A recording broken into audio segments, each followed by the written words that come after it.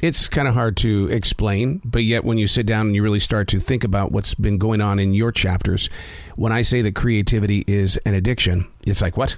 I've never heard of such a thing. And yet, in everything that you create, it could be at home, it could be at work, whatever you're doing, what happens is you keep going back to it, and you keep giving it a second and a third chance. And then sometimes you just want to forgive it and forget it, but you can't because creativity is an addiction.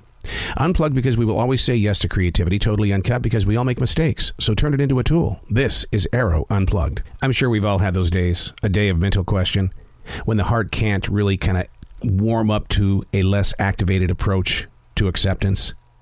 See, one of the things that a creative mind does is that it sets its goal, but the slightest thing can knock you off, meaning that there are fun things that other people are doing, but you are stuck doing this because this was your intended goal, and you may not be as disciplined as some artists or creative people to say, no, wait, my fun can start when this project gets finished. And so it becomes a physical struggle for a lot of creative people because nobody wants to face the wall where you make the choice. Do I set this aside to go have fun, or do I stay the course? It's very difficult in the way of saying, hey, look, this is what needs to be accomplished, because if we don't accomplish it, then the guilt trip on the opposite side of fun could be pretty heavy. And that's when a lot of creative people, when I sit down and talk with them, they go, I was okay until I triggered myself. Well, how did you trigger yourself? Well, I had a goal today. I had my intention to do this, but because people were getting together or this was going on, I wanted to go check out a movie or I wanted to binge watch TV, and I didn't get it done.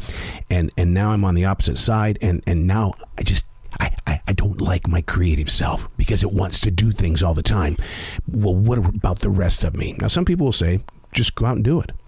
Just go out and do it. Let your creativity have its voice a different time. And then you wonder why it's so difficult to be a creative person, because that little beast inside of you is a child. And that child, if it doesn't get what it wants, it's going to throw a fit. Hey, it's Arroe. This is The Daily Mess, a chronological walk through an everyday world.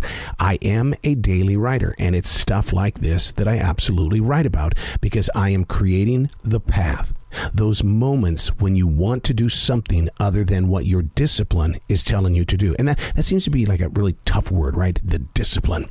Well, it takes a long time to be you.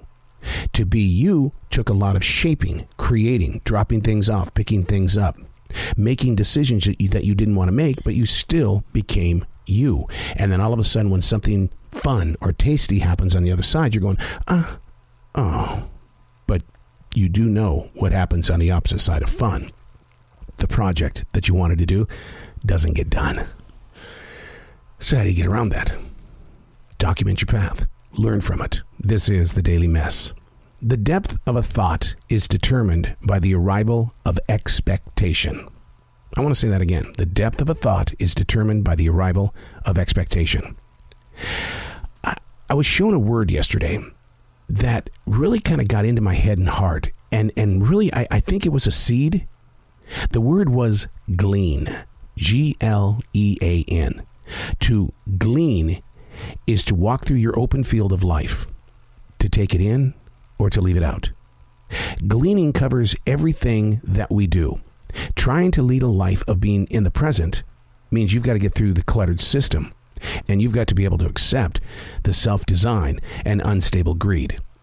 See, when I daily write, I glean. When I go onto social media, I glean. Rather than clearing my path, what I do is I clog it up. And the reason why we're talking about this is because I know I'm not the only one. When we go onto the internet, you know exactly what kind of a field you're going into, and you are going to receive everything that the social media is going to give you. Because what you seek is what you're going to receive. Those aren't my words. That's the lesson that was taught yesterday by Stephen Furtick. The depth of a thought shouldn't be measured by judgment, but to be redesigned by gleaning. To be prepared to look at any situation and clear the field out of what's triggering your heart into areas that feel like it's an infection. The question remains, is writing gleaning? Am I actually gleaning when I'm writing? Walking through a field. I've spent all of these years talking about being a daily writer. hopefully warming up somebody's heart to try at least to daily write, even if it is once a month. Is gleaning wrong if you're a daily writer? The answer is no. You are aware of what is going on. You are reading the field of things that could take you down. Being open with your honesty has a new word in it, gleaning. Gleaning gives you the opportunity to study more of who you are and not what the field has made you. When you're walking by the ocean and you pick up a shell, do you think the ocean is angry because you're taking the shell home? No, but you're going to be angry because you're going to go, I got so much stuff in this house. You see what I mean? You picked up that shell, you took it home to an already cluttered house, and you got, what am I going to do with this? What was I thinking? Gleaning. Try it sometime and turn it into a game. Don't turn it into a habit in the way of, getting disgusted with yourself because you're going, God, I didn't even know this till I started doing this thing called gleaning. I'm Arroe, and that's the Daily Mess.